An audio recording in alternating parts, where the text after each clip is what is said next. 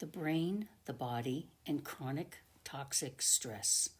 When the brain is chronically exposed to a toxic environment, it continues working, but its rate of growth slows down, creating less resilience to stress, anxiety, and depression. Toxic stress can be experienced across all ages of one's life. The long-term effects depend on the age of the person and the stage of brain development they are in when exposed to these chronic toxic events. The younger the brain, the more damaging and prevalent the effects.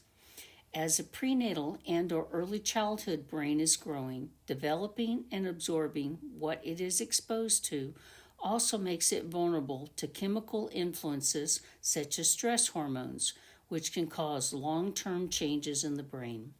Chronic exposure to toxic stress during this period will have a broad impact, particularly on learning and memory. Chronic toxic stress experienced in later childhood and adolescence will cause problems in attention, impulse, and emotional control, as these are the parts of the brain developing. Experiencing chronic toxic stress during late adolescence or young adulthood will create a greater sensitivity to stress responses.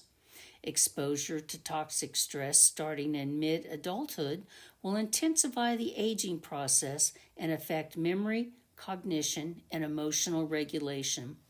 The variables involved in the impact of the damage from chronic stress will depend on A. DNA and genetics, B. the impact of having at least one consistent, supportive relationship with an adult during these formative years, and C. environmental lifestyle factors that provided protection for the brain against these chronic toxic stress experiences. The experience of chronically living in poverty, neglect, or physical abuse, especially if it was very early in life, results in changes to the functioning of the brain. A developing brain is strengthening and developing new connections, and so it is highly vulnerable to the effects of toxic and chronic stress.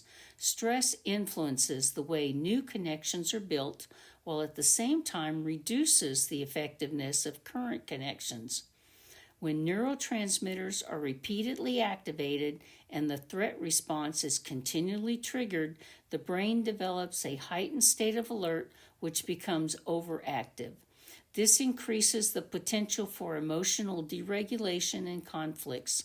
The brain has a process of reacting to danger or hostility, but this causes a reaction sometimes despite a real threat being evident.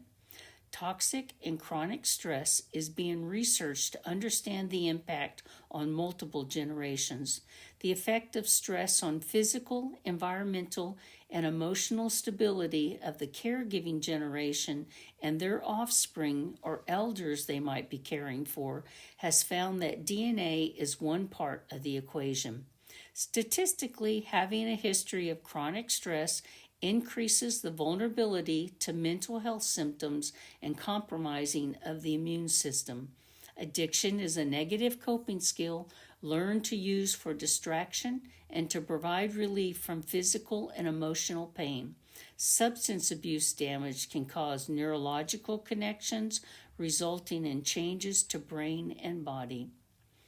Okay, I understand how I experience toxic stress. Now what do I do? What protective factors can reduce the effects? The quick response is that you need to engage with others, sharing experiences in a supportive, emotionally secure, validating environment. The physiological effect of the stress response can be reduced as you develop emotional regulation, exchange information, developing healthy relationship skills, which lessen the risk from the long-term damage. Recovery skills such as mindfulness, coping strategies, conflict resolution, and self-care that are taught in substance abuse treatment can also be effective to help survivors be more in control of their behavioral choices and increase self-esteem. Thank you.